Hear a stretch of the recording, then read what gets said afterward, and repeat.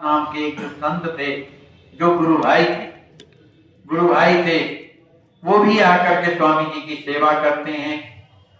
वो भी अपने आश्रम में ले जाते हैं, लेकिन उनके आश्रम में पर्णकुटी बनी।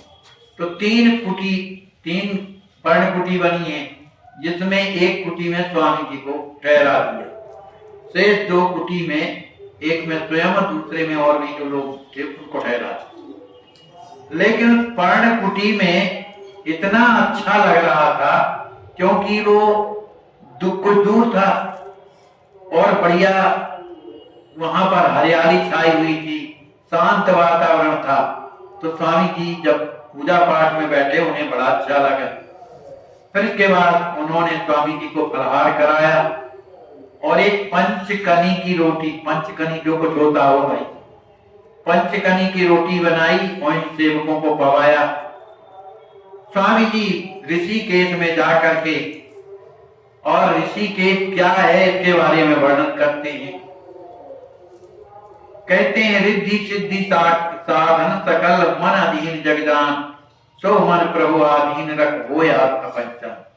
स्वामी जी कहते हैं कि जब मन केंद्रित होता है, मन जब किसी चाय में लग जाता है, तो ये रिद्धियां सिद्धियां जिसे प्राप्त भी हो जाती हैं, ये मन के द्वारा होती है। कामना कहाँ होती है? मन की। तो मन की कामना के कारण सिद्धि को प्राप्त करके लोग क्या करते हैं? संसार को अधीन करते हैं। सिद्धियां कुछ ना कुछ दिखाती हैं, लोग उनके चमत्कार को देख करके और उन्हें मान्यता देते हैं।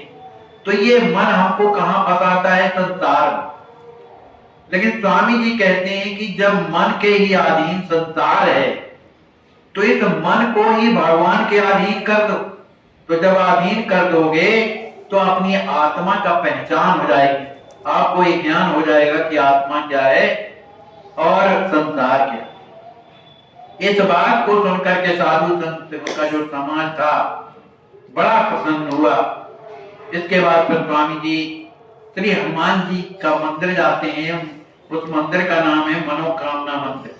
वहां पहुंचते हैं, स्वामी जी ने दंडवत प्रणाम किया।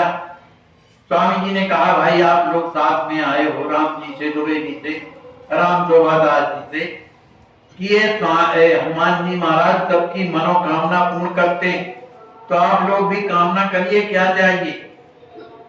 तो मैथिली रमन जी ने कामना किया कि हमारे स्वामी जी के लिए एक सुंदर गाड़ी आ जाए, माने वाहन।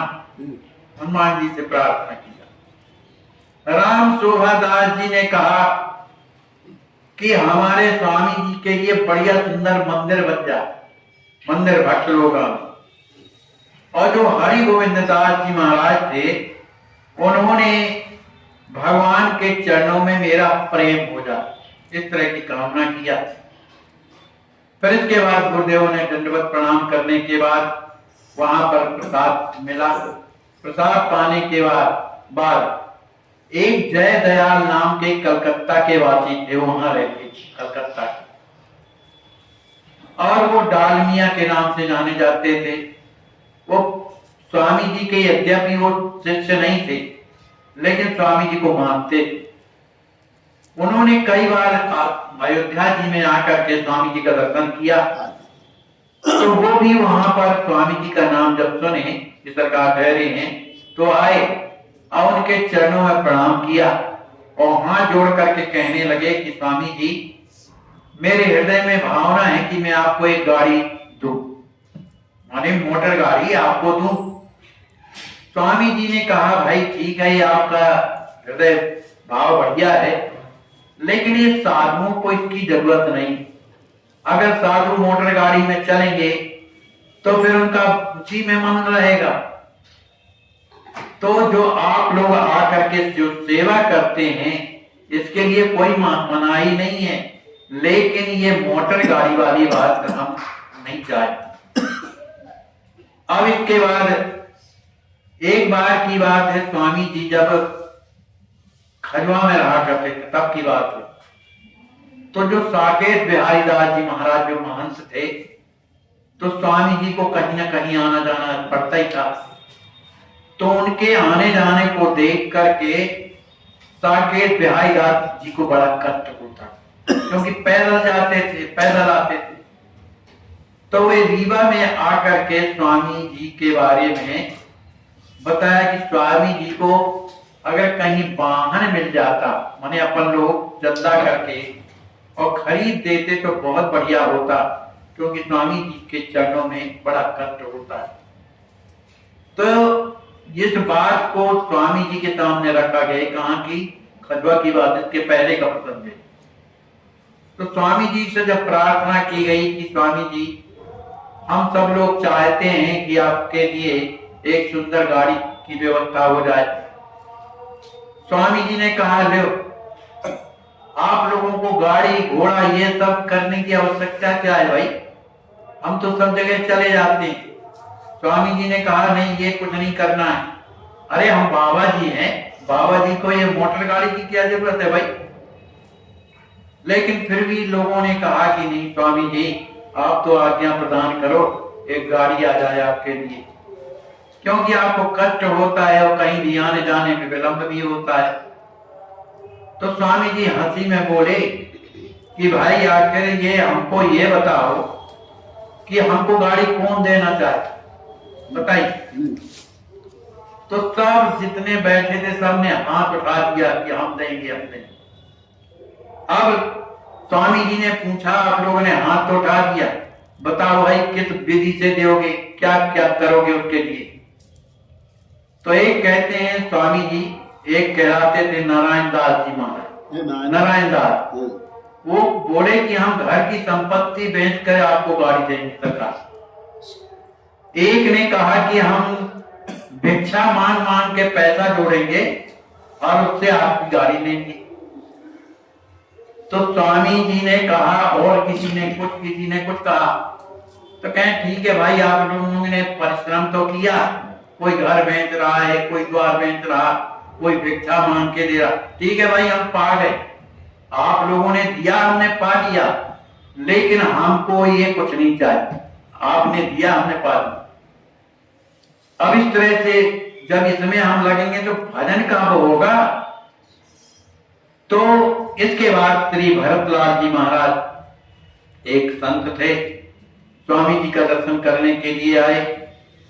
स्वामी जी की ज्यों आभा का उन्होंने दर्शन किया, उनके स्वरूप का जब दर्शन किया तो वो क्या करते थे, तपस्या किया करते थे। कौन? भरतलाल तपस्या करते थे। लेकिन स्वामी जी का दर्शन करके उन्होंने सोचा, अरे ये तप से बढ़कर के सरकार का दर्शन कितना बढ़िया प्यारा लगता है। प्रेम मूर्ति लगी संत सुजाना, आसन दिए लाए भगवान, है ना। मानी वो भरतलाल जी को सभी को ही जानते थे, तपस्वी थे, तो उनको भी आसन में बैठा दिया। फिर एक संत और आते हैं जो हाथ में माला लिए थे, सुंदर तिलक लेकर के आए और स्वामी जी के चरणों में तिलक लगाया, गले में माला पहनाई। इसके बाद श्री स्वामी जी महाराज ने, क्योंकि भरत जी आए, संतों का भाव अपना अपना है, स्वामी जी भरत चरित्र के बारे में बोल लगे वहीं पर। जब भरत चरित्र के बारे में बोले तो जितने लोग वहां बैठे हुए थे, सुन रहे थे, वे सब के सब भाव में विभोर हो गए और सबके नेत्रों से अश्रु बरसने लगे। इसके बाद स्वामी जी ने कहा, भाई अब हम लोग जो है अब अपने आश्रम को जा रहे हैं, क्योंकि फलहार करना है। तो जब स्वामी जी ने इस तरह से कहा तो बड़े दुखी हो गए, आके चरणों में प्रणाम किया, वहां से चले गए। माघ शुक्ल पक्ष की पूर्णिमा के दिन जब अरुणोदय हो रहा था, माने सूर्य भगवान निकल रहे थे, उस समय स्वामी जी माने डोलडाल के लिए जा रहे थे, माने मैदान था उसमें जा रहे। अब स्वामी जी को चूंकि गंगा जी हैं तो उनको पार करके जाना, गंगा जी में ज्यादा जल नहीं था तो पार करके उस पार जाना था। तो जब गंगा के उस पार जाते हैं, उसी समय स्वामी जी को कोई एक शब्द सुनाई दिया और वो शब्द कहाँ गंगा जी में सुनाई दिया, और उसी गंगा जी में और चले जा रहे हैं। जब शब्द सुनाया तो वहीं पर खड़े हो गए। तो देखते क्या है कि उसी गंगा जी में एक अरुण रंग का कमल निकलता है, कमल निकलता है, और माने कमल के ऊपर चतुर्भुज भगवान का रूप का दर्शन होने लगा। कभी वह दो भुज के राम जी का दर्शन होने लगता है। अब तो स्वामी जी उस पार जाकर के एक शिला थी, उसमें बैठ गए, और जैसे ही बैठे तो उन्हें अब शरीर का तो भान नहीं था, लेकिन किसी तरह शिला में विराजमान हो गए, और जैसे ही लोटा रखा तो लोटा नीचे गिर गया। अब जब गिर गया जल उसका बह गया। अब बड़ी देर हो गई। अब इन लोगों ने सोचा, दुबे जी वगैरह ने, राम जी वगैरह, कि भाई स्वामी जी को तो बहुत देर हो गई, लौटे क्यों नहीं, कहाँ गए भाई। तो पता लगाने लगे, कहीं पता ही नहीं लगता। उन्हें लगा कि हो सकता है आश्रम में पहुंच गए हों, क्योंकि लोटे के साथ कुछ दूर तक आए थे। तो जब आश्रम जाते हैं तो वहां भी स्वामी जी का कुछ पता नहीं। अब तो बड़ी घबराहट हुई। जब घबराहट हुई तो पुनः वहीं आते हैं, और गंगा जी के उस पार जैसे ही जाते हैं तो स्वामी जी शांत मुद्रा में न हिल रहे हैं, न डुल रहे हैं, और लोटा दूर पड़ा। केवल स्वामी जी उत्तरी वस्त्र ऊपर सिर में डाले हुए हैं। अब स्वामी जी की उस स्थिति को देखकर गोविंद दास जी महाराज घबरा गए। अब उन्हें होश में लाने के लिए जय सिया राम, जय सिया राम बड़े जोर से कीर्तन करने लगे, क्योंकि उस स्थिति से बहिर्मुखी करने के लिए भगवान का कीर्तन ही था। तो संकीर्तन औषधि समझ करन लगे जब पास, तो धीरे धीरे संत कुछ आए मोचंत्रा। माने जब वहां कीर्तन करने लगे तो और भी जो संत लोग थे, वो क्योंकि संतों ऋषिकेश में वहां तो संतों की नगरी है, तो वहां संत आ गए। तो वो संत स्वामी जी के चरणों में गिर गए और सरकार को जगाने लगे, लेकिन उनका जगाना दूसरे उसका था। उनके हाथ पकड़ के हिलाते थे, तो दुबे जी ने मना किया कि इस तरह से आप मत करिए। तो स्वामी जी के कान के समीप दुबे जी बड़े जोर से सीताराम उच्चारण करने लगे। अब इधर उधर देखते हैं कि अब क्या किया जाए। तो स्वामी जी के चरणों में अपना जो है मन चरण तल में अपना करतल खींचने लगे और सीताराम कहने लगे। अब किसी तरह से सरकार को जब होश आता है वाली, तो कहने लगे सरकार यहाँ विराजे हुए हैं, अभी लगता है सोच नहीं जा पाए। तो स्वामी जी तो कुछ बोलते ही नहीं है, क्योंकि अर्ध चेतना अवस्था है। उसी समय सरकार को कुटी लौटा करके ले आते हैं। श्री गोविंद जी महाराज ने पूछा, जो गोविंद दास जी थे, उन्होंने पूछा, सरकार बैठे हुए हैं, अब कुछ स्थिति ठीक है कि स्वामी जी आपको क्या हो गया रहा कि आप बिल्कुल अकेले बैठे रहे, आपको होश नहीं था, क्या हुआ। तब गुरुदेव ने रहस्य बताया, क्योंकि अपने सेवक हैं, आप उनसे ना बताएं तो किससे बताएं। तो उस रहस्य को नहीं छिपाया। तो उन्होंने बताया सरकार ने कि जब हम गंगा जी के पास जा रहे थे, तभी गंगा जी में बड़े जोर का शब्द हुआ, और उसी समय पर गंगा जी में ही एक सुंदर कमल प्रकट हो गया, है ना, जो मने लाल रंग में था, अरुण रंग में था। और उसी कमल दल में ही सुंदर चतुर्भुज भगवान का मुझे दर्शन हुआ। और बस उन्हीं का दर्शन करने से मेरे हृदय में ऐसा प्रेम उमड़ा कि मैं कुछ कह नहीं सकता। और वही चतुर्भुज भगवान फिर दो भुज में हो गए, माने राम जी के स्वरूप में परिणत हो गए। उनकी उन शोभा को देख करके उनके चारों ओर प्रकाश छाया हुआ था, उनका दर्शन करके मेरा हृदय लुप्त हो गया। अब मेरे बात समझ में नहीं आ रही थी कि मैं कहाँ हूँ, कहाँ जा रहा हूँ, ये मुझे कुछ पता नहीं। पता नहीं मैं कैसे उस पत्थर में बैठ गया, फिर क्या हुआ, मुझे अभी कुछ पता नहीं। तो इस रहस्य को जब स्वामी जी ने जब सुनाया, तब भक्तों के हृदय में ही प्रेमाश्रु बहने लगे। आधी रात का समय आया, स्वामी जी विश्राम कर रहे हैं। अब बड़े सवेरे उठ करके बद्रिका धाम जाना, इसलिए सुबह ही उन्होंने सबने स्नान कर लिया। किसी तरह से राजमार्ग अंधेरे में चल रहे हैं, 4 बजे का समय चल रहे हैं, सभी कोई भगवान का नाम स्मरण करते हुए चले जा रहे हैं। वहां से रुद्रप्रयाग पहुंचते हैं। रुद्रप्रयाग में पहुंच करके वहां की जो रास्ता था वो कहीं नीचे जाता था, कहीं ऊपर जाता था, क्योंकि पहाड़ियां थी वहां पर। तो इस तरह से ऊपर नीचे जा रहा था। गर्मी के दिन थे, शीतल पवन बह रही थी, कलकल की आवाज आ रही थी, बड़े घने घने वृक्ष थे, उसमें भी बर्फ से ढके हुए थे। अब स्वामी जी तो मौन स्थिति में चले जा रहे हैं, प्राकृतिक छटा का पान कर जा रहे हैं। उसी समय पर एक चट्टी का दर्शन मिलता है। स्वामी जी वहां पर थोड़ा बैठ जाते हैं, फिर अगली चट्टी जाते हैं। तो वहां पर शिष्यों ने सोचा कि सरकार, हाँ ठीक है, बस 2 मिनट की बात। नहीं आप बोल का मन का, सब लोग बैठे बोल दीजिए। तो थोड़ा तो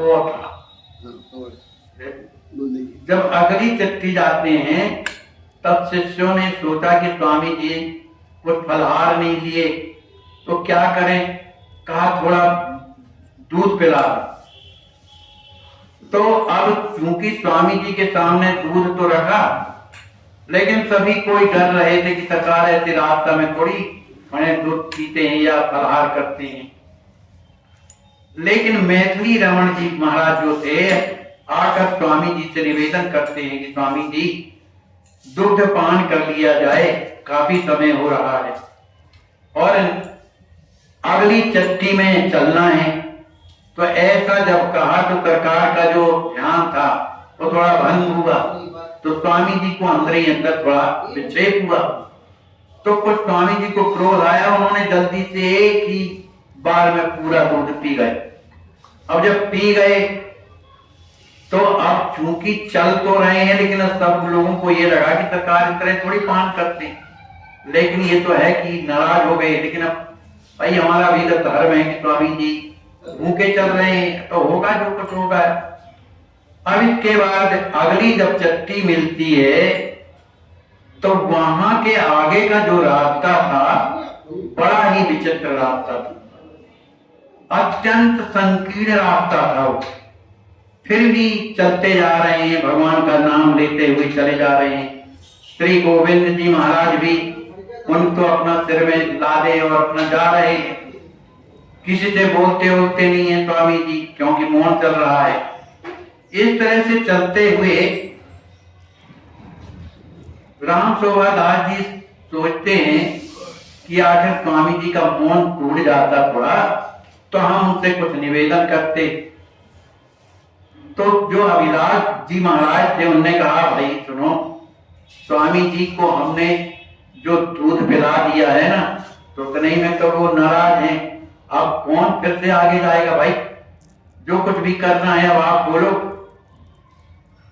तो कहने लगे बात ऐसी नहीं है, कहीं सरकार अगर रुक जाते ना तो अपन लोग कुछ ना कुछ पा लेते, क्योंकि भूख लगी है और ये तमाम सिर में गठरी वगैरह लगी है, अब चला तो जाता नहीं, अब भूख लग रही है, क्या करें।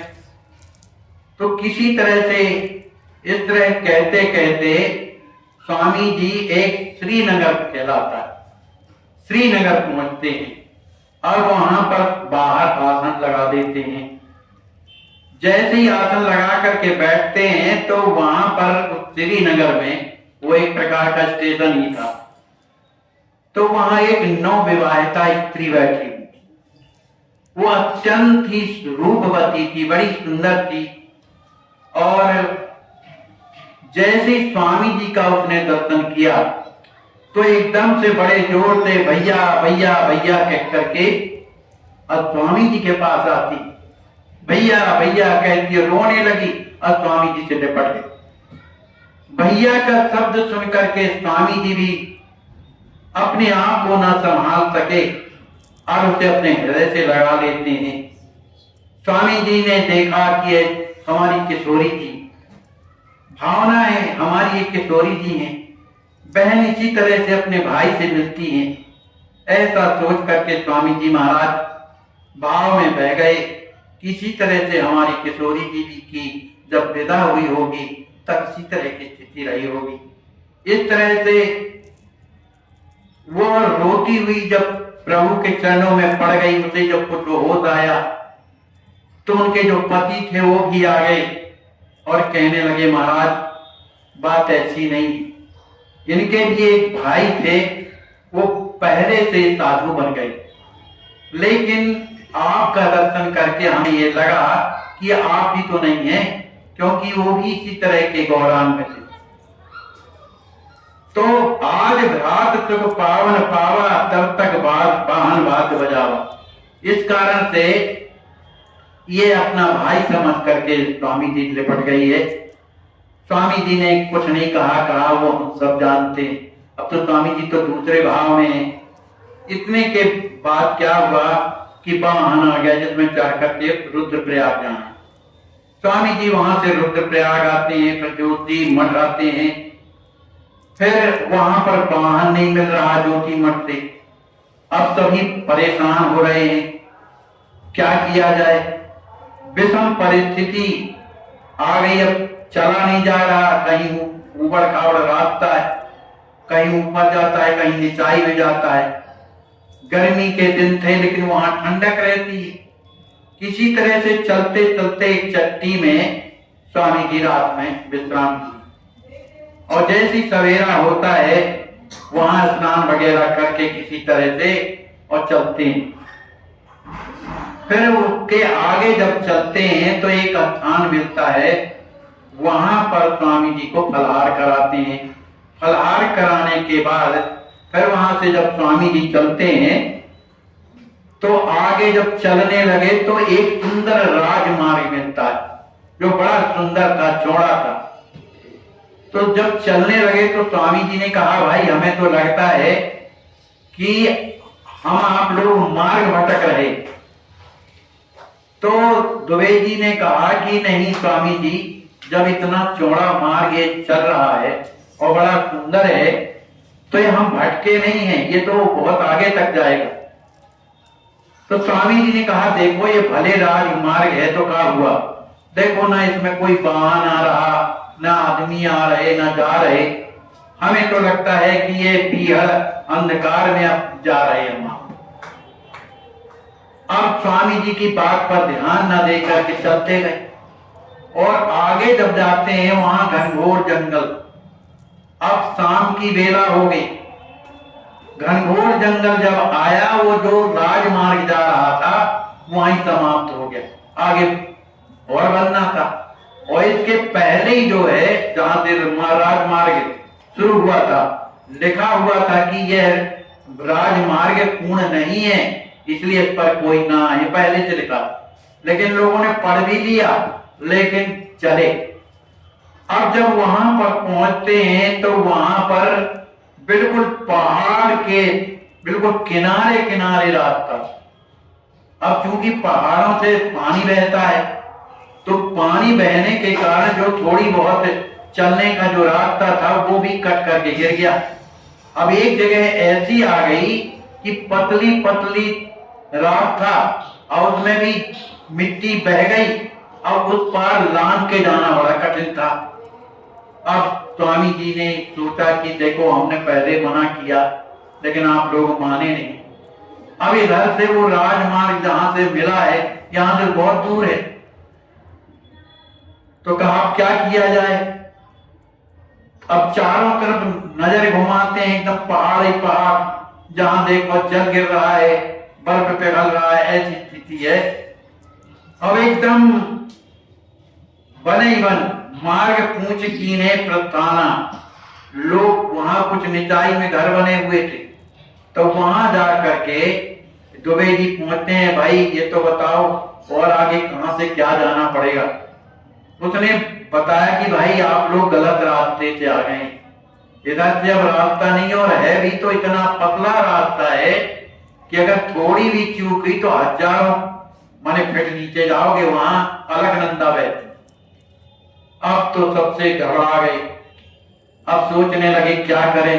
कोई कहे, सोचने लगे चलो यहाँ ही रुक जाए कहीं। अरे यहाँ कहाँ रुकोगे भाई, जब कहीं कोई दिखाई नहीं दे रहा है। किसी तरह से मन से जब हार गए तभी एक व्यक्ति मिलता है, कहता है कि आप लोग पढ़े लिखे भी और मूर्खों का काम करते, आप जहां से राजमार्ग शुरू हुआ है वहां आपने बोर्ड नहीं पढ़ा। तो कहने लगे पढ़ा है। कहा तो बोलो ये किसकी गलती है, अब इधर आगे थोड़ी, आगे तो आप लोग जा ही नहीं सकते, पर कोई बात नहीं, आप लोग चिंता ना करिए, हम प्रयास करते हैं। तो उस व्यक्ति ने पहले स्वामी जी का हाथ पकड़ा, कहा स्वामी जी आप बिल्कुल घबराइएगा नहीं, मैं आपको पार ले चलूं। तो स्वामी जी का हाथ पकड़ करके और इतने माने समझदारी से ले गया कि जहां वो कटा हुआ रास्ता था उसको स्वयं लांग गया, स्वामी जी को उठा के उस पार रख दिया। अब आई इनकी बारी, जब इन लोगों की बारी आई तो उनके सिर में पता नहीं कितना लदा हुआ था। तो उसने कहा भाई सुनो, ये जितना भी सामान है पहले हमको दो, फिर आप लोगों को हम उतारेंगे। नहीं नीचे देखो कितना गहराई में। तो उनने सामान को भी उतारा, उतारने के बाद केवल उनका हाथ भर पकड़ा, कहा संभाल के आना, हम हाथ पकड़े हैं आपका। तो किसी तरह से हाथ पकड़ करके उन तीनों को उस पार किया। अब जब उस पार जाते हैं तो अब चूंकि ये बड़ी समस्या आ गई, पैदल चले, सिर में बोझा ढोए चल रहे थे, तो उन लोगों को एक प्रकार का अधिक परिश्रम होने के कारण कहने लगे भाई यहां ही कहीं रुका जाए, फिर सवेरे यात्रा करेंगे कि हिम्मत नहीं पड़ रही। अब वहां पर जाकर के चट्टी और मिलती है, आगे बढ़े तो उस चट्टी में चूंकि अब रात हो गई थी तो सभी चट्टी में ठहर गए। अब जो ये लोग बालक जो लोग थे इनके पैरों में बड़ी पीड़ा बढ़ी। ये भाई सामान ढो रहे थे, कितने दूर से लाए, किसी तरह से नींद उनको नहीं आई, बड़ा सवेरा हुआ। तो पुनः वहां किसी तरह से नहाने धोने का तो प्रबंध क्या, बर्फाई रहती है लेकिन उन चट्टियों में प्रबंध रहता है, गर्म पानी करके दे देती। तो सभी स्नान करते हैं, स्वामी जी वहां पर विराजमान होकर के अपने पूजा पाठ करते हैं, भजन करते हैं। इतने में सूर्य भगवान निकल आए। अब जब सूर्य भगवान जब निकले तो अब उन लोगों को दिखाई देने लगा, जहां देखते थे वहां एकदम पहाड़ दिखाई देते थे। अब पहाड़ों को देख करके कहीं कहीं उन्हें सुनाई दे रहा था कि विस्फोट हो रहा है, माने पहाड़ों से माने बड़े बड़े चट्टानें गिरती थी उसके बर्फ की, और जब वो जा करके नीचे गिरती थी मंदाकिनी के जल में तो बड़े जोर का शोर होता। अब सोचने लगे कि ये लगता है मेघ गरज रहे, अब वर्षा भी शुरू होगी। भूदर फूट टूट गिर चेहराई, देखत श्वास रुकत भय खाई। माने वो जो भूदर माने वही जो बर्फ की सिल्ली जो पहाड़ गिरते हैं उसी से बड़ी जोर की आवाज होती, और अगर नीचे अगर देखो तो श्वास रुक जाती है, ऐसी गहराई। आगे जब चलते हैं तब पर्वतों को पार करते हुए दक्षिण भाग में एक नदी मिलती है। वो नदी भी कैसी है, कटी हुई, और लेकिन उसी के उस पार भी जाना है। अब उसमें बची मात्र बीता भर माटी, उधर भी एक ही बीता माटी, अगर उसमें पैर गया तो गए नीचे।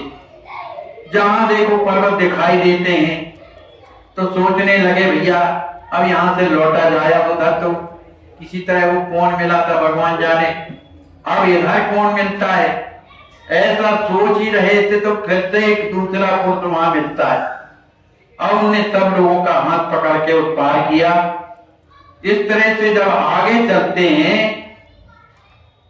तो उन्हें दो किशोर दिखाई देते, एक श्याम वर्ण में और एक गौर वर्ण दिखाई देते हैं, और वो इस संकेत अपने तरफ बुलाने का करते हैं। तो सभी लोग जाते हैं, वो दोनों हाथ जोड़ करके कहते हैं कि आपने कितनी बड़ी कृपा किया जो इधर आए हुए। और वो कौन है? नर नारायण।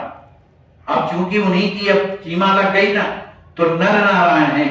वो कहते हैं आप लोग जो यहाँ आए बड़ी कृपा किया, इतनी बंद मार्ग में भी आप जबरदस्ती यहाँ आ गए और हमें दर्शन दिया, कितनी बड़ी कृपा हम पर किया। लेकिन हुआ ये कि थोड़ी देर के बाद वो दोनों के दोनों अंतर्ध्यान हो जाते हैं। स्वामी जी तो जानते ही हैं कौन है कैसे हैं, क्योंकि जिस भी उसमें जाते हैं तीर्थ में, उन्हें उनके दर्शन तो होते हैं। इस तरह से अब वहां पर एक ठंडा कूप है, माने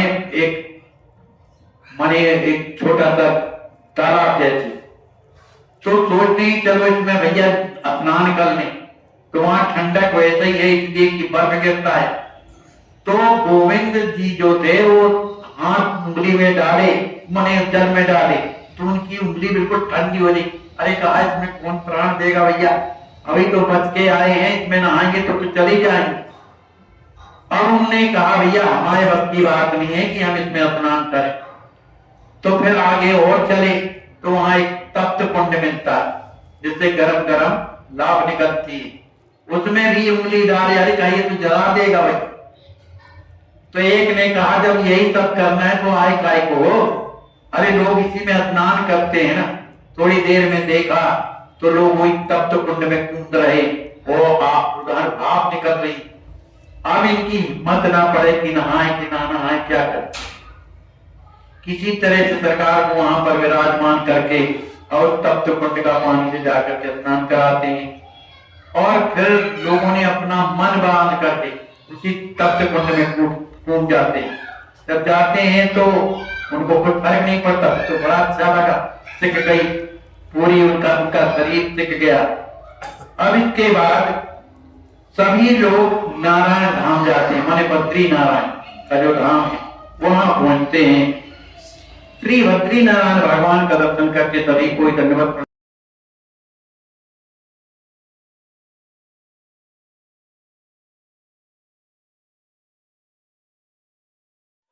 आपकी अस्वस्थ संत सेवा ट्रस्ट के द्वारा इन्हें लखनऊ मेडिकल कॉलेज भेजा गया है ऑपरेशन के लिए। बहुत कष्ट है, बिना ऑक्सीजन के इनके प्राण नहीं रह सकते हैं। आप सोचिए, आप विचार कीजिए कि ऐसे असहाय संत बेचारे जिनकी कोई सेवा नहीं करता, तो कम से कम आपके अस्वस्थ संत सेवा में आ गए हैं इस ट्रस्ट में, तो आप रात दिन उनकी सेवा कर रहे हैं।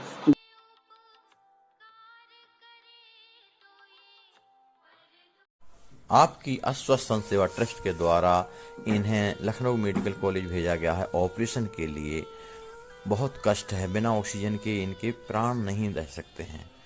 आप सोचिए, आप विचार कीजिए कि ऐसे असहाय संत बेचारे जिनकी कोई सेवा नहीं करता, तो कम से कम आपके अस्वस्थ संत सेवा में आ गए हैं इस ट्रस्ट में, तो आप रात दिन उनकी सेवा कर रहे हैं।